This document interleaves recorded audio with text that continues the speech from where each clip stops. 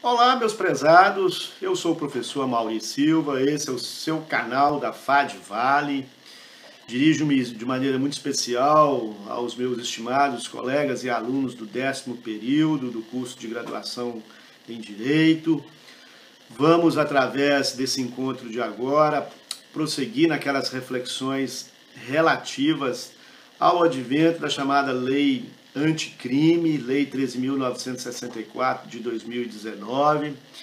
Lembrando e reforçando que nós temos materiais à disposição dos estimados colegas no Google Classroom, no portal da FAD Vale. Eu conclamo a todos que participem conosco dessa jornada de interação que tem sido muito profícua, muito eficaz, nesse momento de urgência e de tomadas de posições firmes em relação à necessidade de preservação sanitária em virtude da proliferação do vírus da Covid-19.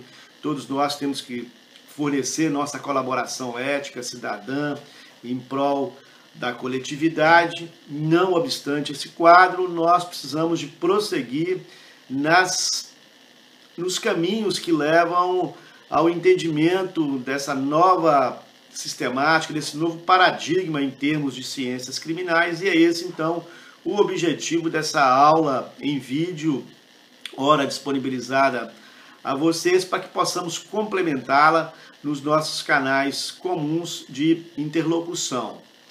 Lembrem-se que no encontro anterior nós fizemos um breve esboço histórico e com os referenciais teóricos a respeito do que vem a ser esse modelo do pacote anticrime.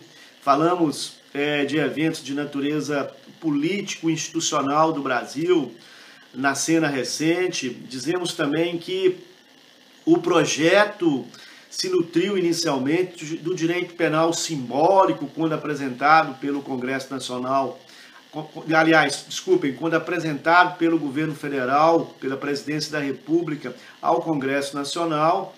O outro viés que incidiu a respeito da formação dos seus institutos, das categorias que resultaram na Lei 13.964 de 2019, contou com a participação do Parlamento Brasileiro, que fez um movimento de enxerto ou de acomodação de outros paradigmas, outros critérios, esses, por sua vez, baseados principalmente no garantismo penal. Então, nós tivemos uma lei com um formato que desafia a qualquer estudioso para entender a sua política criminal híbrida, miscelânea.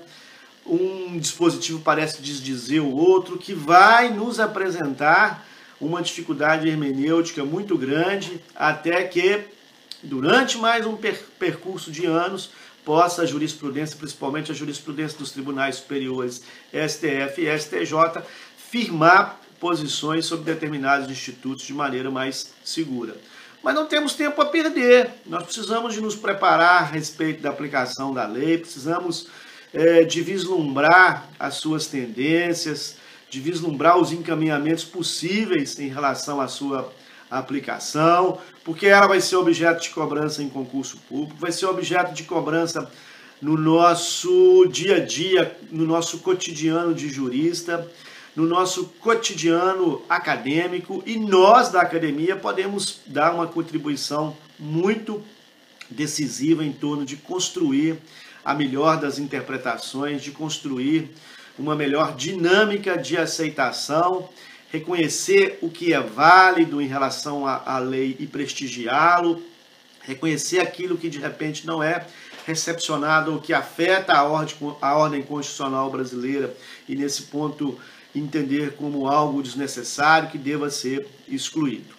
Feita a introdução naquele primeiro encontro, e esse momento agora, que é um movimento de fixação daquela introdução histórica, nós vamos partir para a primeira análise tópica da 13.964 de 2019, e não poderia deixar de ser a menção ao chamado sistema acusatório ou modelo acusatório, que é trazido como reforço pela Lei 13.964 de 2019 e que vai pautar todas as ações do processo penal brasileiro. Digo isso porque não é uma novidade, não é algo que é tirado de forma inusitada, algo inédito. Na verdade, desde 1988, com a Constituição Federal, nós fizemos a opção para um modelo penal acusatório. Esse modelo penal acusatório, ele tem uma densidade de programação doutrinária, de substância científica a partir do chamado movimento do garantismo penal, que tem no jurista italiano Luigi Ferraioli a sua mais alta expressão. O Ferraioli desenvolve os enunciados, a estrutura axiológica para a compreensão e aplicação do garantismo penal.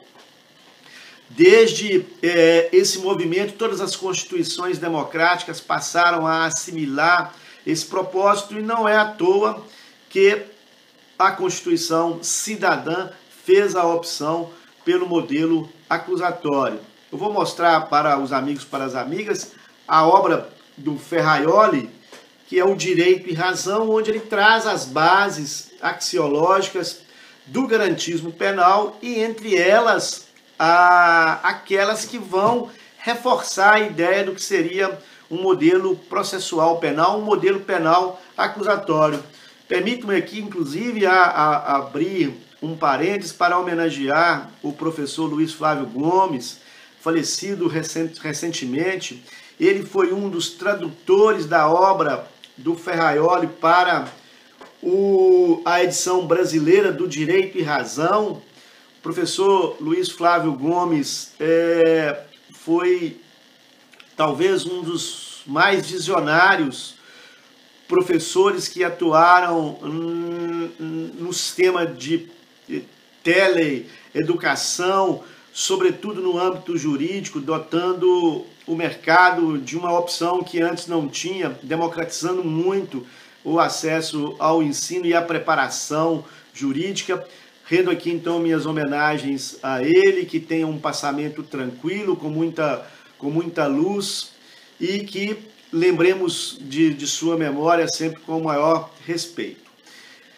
Dentro dessa lógica do modelo acusatório, o garantismo penal vai preconizar uma regra que não deveria ser afastada sob pena de macular toda a trajetória de desenvolvimento da persecução penal. O modelo acusatório vai exigir uma definição clara e precisa das funções e das atribuições de acusar, defender e julgar. Não pode haver o atravessamento em relação a essas premissas, sob pena de você transformar o modelo acusatório no modelo inquisitivo.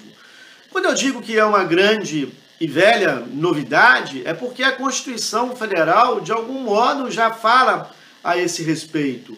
Quando no artigo 129.1 da Constituição Federal, o Programa Constitucional Brasileiro diz que a ação penal pública é de exclusiva atribuição do Ministério Público, ou seja, ele tem um chamado dominus litis a respeito dessa persecução penal, está se enfatizando que não se permite, via de regra, que o órgão acusador seja substituído ou seja apoiado por qualquer outro segmento estatal, mesmo que profundamente autorizado e reconhecido como de importante. Nós vamos demarcar a função do Ministério Público e só a ele é dado o movimento inicial de fazer a persecução penal e de velar probatoriamente, com as construções probatórias, diligentemente com relação às iniciativas processuais, até que haja o resultado final pelo julgamento. Tenhamos aqui então em mente o seguinte, que além desse dominus litis do Ministério Público, nós podemos dizer o seguinte, A inércia da jurisdição é uma sinalização de que nós temos um modelo acusatório no Brasil desde a Constituição Federal. A possibilidade do juiz de impulso oficial pugnar pela sequência do processo penal não significa que ele tem que ser um ator principal, que ele vai adotar uma posição, digamos assim, destacada de protagonista ou de apoio. Não pode combinar provas, não pode combinar estratégias de atuação. O modelo acusatório vai dizer que aquele condutor presidente da iniciativa processual deve guardar uma posição, velar e assegurar pela paridade de armas, pela igualdade de oportunidades processuais, para que assim se aprimore a premissa do contraditório e da ampla defesa. É inviável entender que o órgão julgador possa, de algum modo, ser um coadjuvante ou sempre um espelho do órgão acusador, por mais legítima que seja a intervenção do órgão acusador, no sentido, inclusive, até de pugnar pela punição daqueles que devam merecer punição na seara penal. Esse equilíbrio é um equilíbrio essencial ao funcionamento democrático do processo e desde 1988, pela Constituição Federal, já havia esse modelo que aparecia muito nas referências doutrinárias, que aparecia muito na jurisprudência, principalmente do Supremo Tribunal Federal. O que a Lei 13.964/2019, com modificação introduzida durante a tramitação do projeto no Congresso Nacional, concretizou a respeito disso? Oficializou no Código de Processo Penal que o nosso modelo processual penal é um modelo acusatório, através do artigo 3º-A do Código de Processo Penal. Vou me dar a oportunidade até de fazer uma leitura para vocês, porque a dicção vai mencionar o seguinte: o processo penal terá estrutura acusatória, vedadas a iniciativa do juiz na fase de investigação e a substituição probatória do órgão de acusação. Ora, e por que é uma grande novidade? Porque ele não poderia fazê-lo de maneira diferente. Ele simplesmente traduziu numa expressão, digamos assim, mais palatável, mais inteligente, de que como deve ser o procedimento do juiz como órgão importante na persecução penal, mas que deve guardar uma posição de compasso de espera, não atravessando, não servindo de apoiador, de incentivador ou de mobilizador da imputação penal. Ele tem que ter uma posição equidistante para que preserve a sua neutralidade, a sua independência e a sua isenção. Se uma modificação no processo penal brasileiro fosse feita de modo diverso, ela seria taxada de inconstitucional. Logo, é uma grande novidade no sentido de que o Código de Processo Penal agora tem essa referência expressa de que o nosso modelo processual é um modelo acusatório. No entanto, isso vai impactar de maneira muito densamente as interpretações, que podem surgir a partir da introdução desse modelo.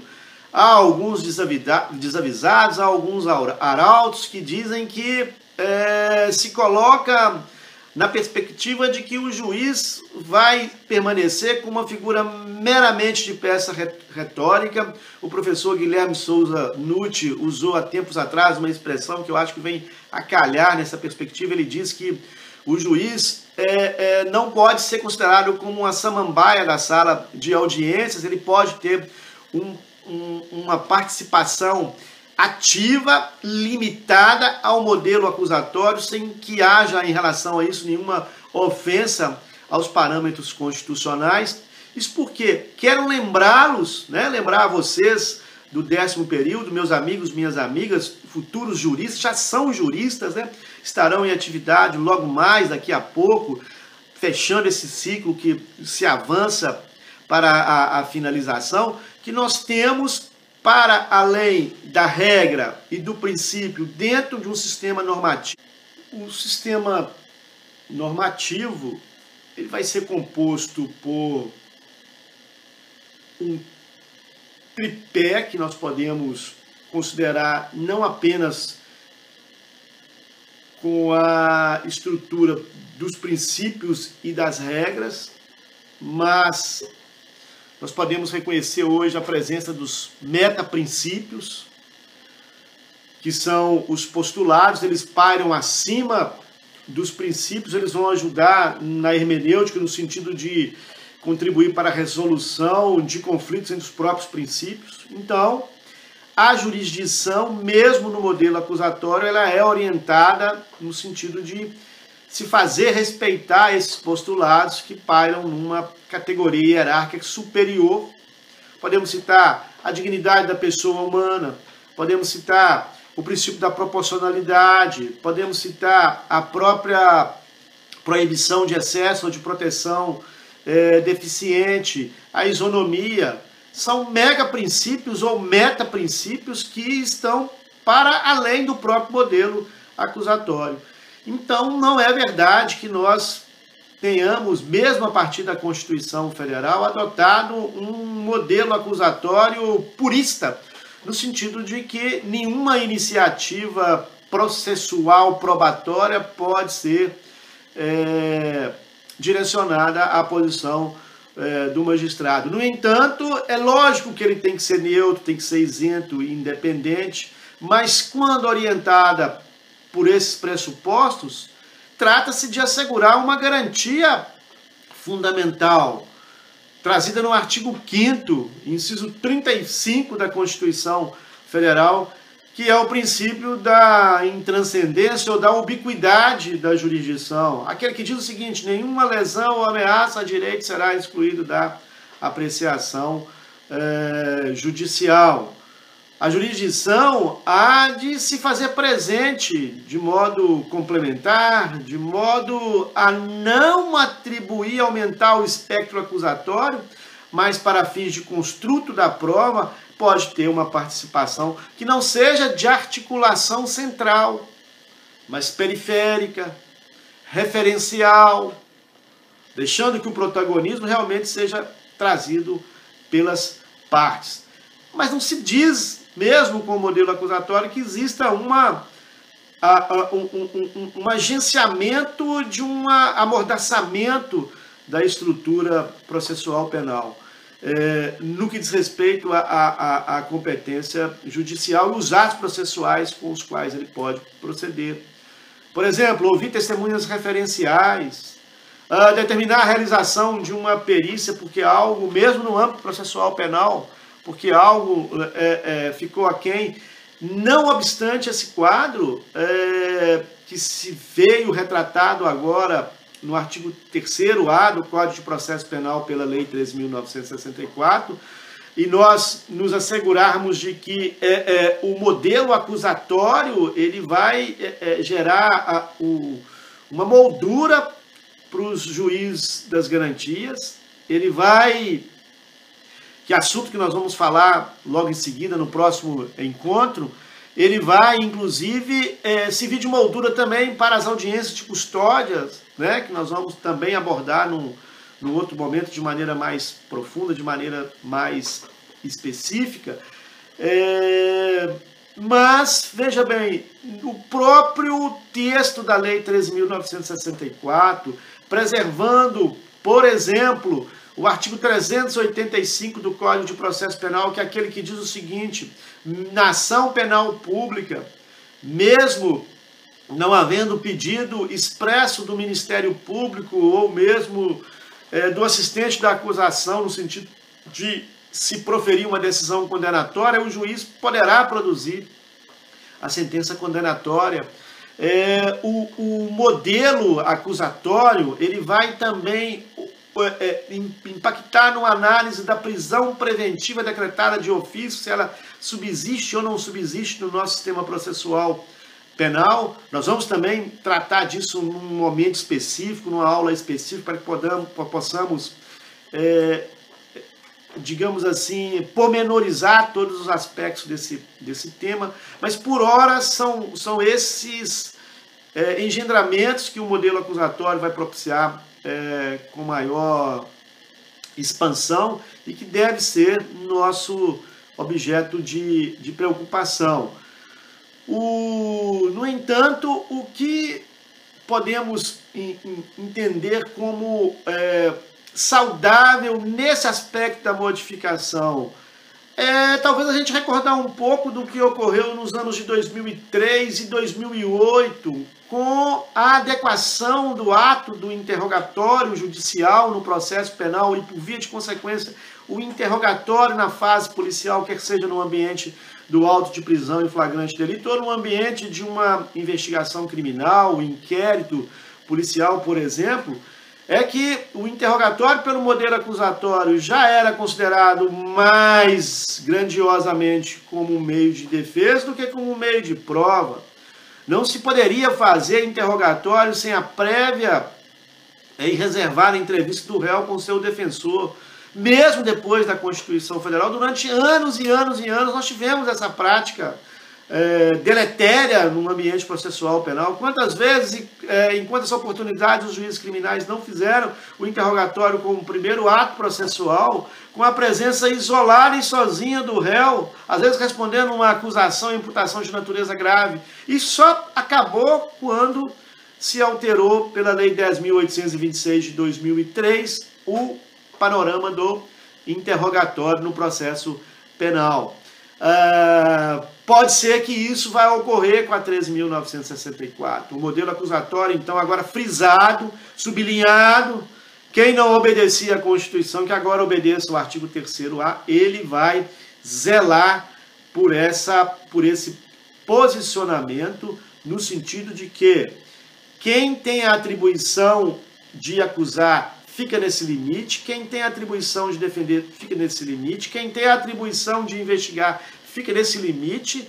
O nosso modelo é um modelo que preserva a integridade e a limitação de cada atividade no âmbito da persecução penal. Só assim poderemos chegar a um resultado a contento no que diz respeito à legitimidade, inclusive, da jurisdição penal. Não podemos ter atravessamentos, temos que preservar essa neutralidade, preservar essa independência e isenção do órgão jurisdicional. Eu vou encerrar por hoje esse assunto que é muito empolgante. Vários desdobramentos do modelo acusatório eles vão surgir, nós vamos ter a oportunidade de verificar o juiz das garantias, a audiência de custódia, o novo formato da prisão preventiva, o conjunto de atribuições do juiz das garantias, a repercussão disso no que diz respeito à produção probatória. E nesse encerramento eu gostaria de reiterar aqui os meus agradecimentos a todos vocês que têm participado conosco, têm dado um feedback muito positivo. Peço que continue dessa forma, fazendo as interlocuções conosco, dúvidas apresentando, sugestões também para que nós possamos aprimorar essa nossa forma de comunicação. E também homenageio esse encontro nosso ao já saudoso professor Luiz Flávio Gomes. Um abraço a todos e avante!